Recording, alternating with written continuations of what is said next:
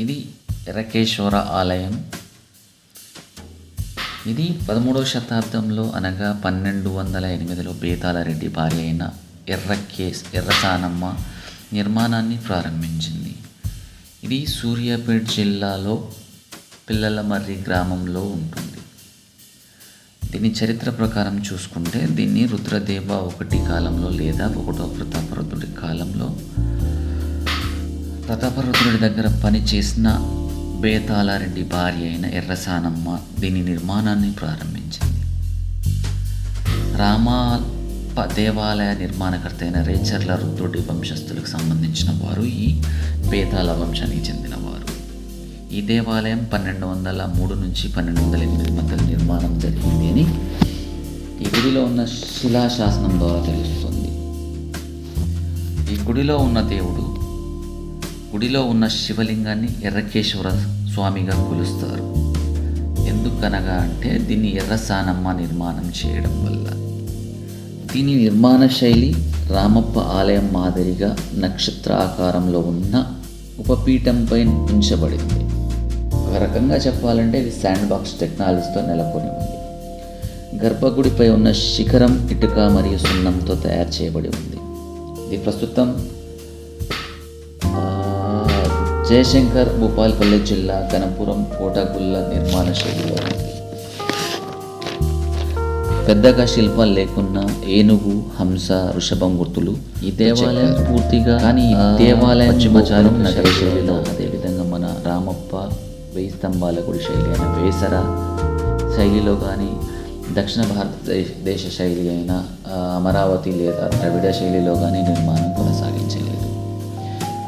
ఇదే శిలాశాసనం మనం చూస్తున్నాం. దీని మీద దేవాలయానికి సంబంధించింది, అదేవిధంగా ఒకటో ప్రతాపరుద్రుడు గణపతి దేవుడికి సంబంధించిన ఇది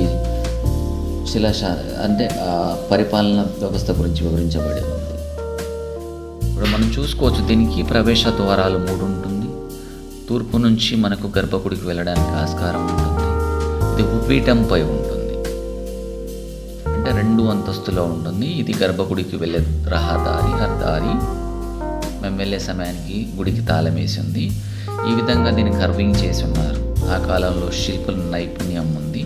ఇక్కడ నుంచే శివలింగంపై అభిషేకం చేసే నీరు బయటికి వచ్చే ప్రదేశం ఇది. దీన్ని మనకు 1323లో మొహమ్మద్ బిన్ తుగ్లక్ కాలంలో దీన్ని ధ్వంసం చేయడం జరిగింది. అక్కడక్కడ కొన్ని పీలికలు చీలిపోయి ఉన్నాయి. మనం చూస్తున్నాం, ఇది మనం ఉత్తర భాగం నుంచి చూస్తున్నాం. గోపురంపై గోపురం చెక్కబడి ఉన్నాయి. మనం చూసుకోవచ్చు పిల్లర్లు ఏ విధంగా ఉన్నాయో. ఇది రామప్ప శైలి అయిన గజకేశరి శైలిలో లేదు, ఎటువంటి సాల పంచికతో లేదు, ఒకే మాదిరిగా ఉంది. అండ్ ఈ దేవాలయానికి ఉన్న ప్రత్యేకత ఏంటంటే నాణ్యంతో మనం కొడితే ఇనుములాగా శబ్దం వచ్చే శైలిలో దీన్ని నిర్మించారు. అండ్ అదేవిధంగా ఇది ఒకే రాయిపై చెక్కలేదు, దీన్ని జాయింట్ సిస్టంతో అతికించడం జరిగింది. మనం చూసుకోవచ్చు దీని నిర్మాణ శైలి. ఇది గోపురం అండి, పైన కనిపించేది గోల్డ్ కలర్లో కర్వింగ్ చేశారు. దాన్ని పెయింట్ తర్వాత చేసినట్టున్నారు. ఆ కాలంలో అంత టెక్నాలజీ లేదు కాబట్టి మీరు చూడొచ్చు ఇది ఏ విధంగా శిల్పాలను చెక్కారో. మనకు ఢిల్లీలో ఉన్న అక్షరధామం టెంపుల్ లా కనిపిస్తుంది చూడడానికి. కాకపోతే ఇది 13వ శతాబ్దంలో నిర్మించింది. మన ఇది ఇంకో సైడ్ నుంచి చూడొచ్చు గోపురం, దాని పక్కన ఇంకో గోపురం. ముందు మనకు ఏదో అశోక దంభం లాగా ఉన్నట్టు ఏది పిల్లర్లు కనబడతా ఉంటాయి.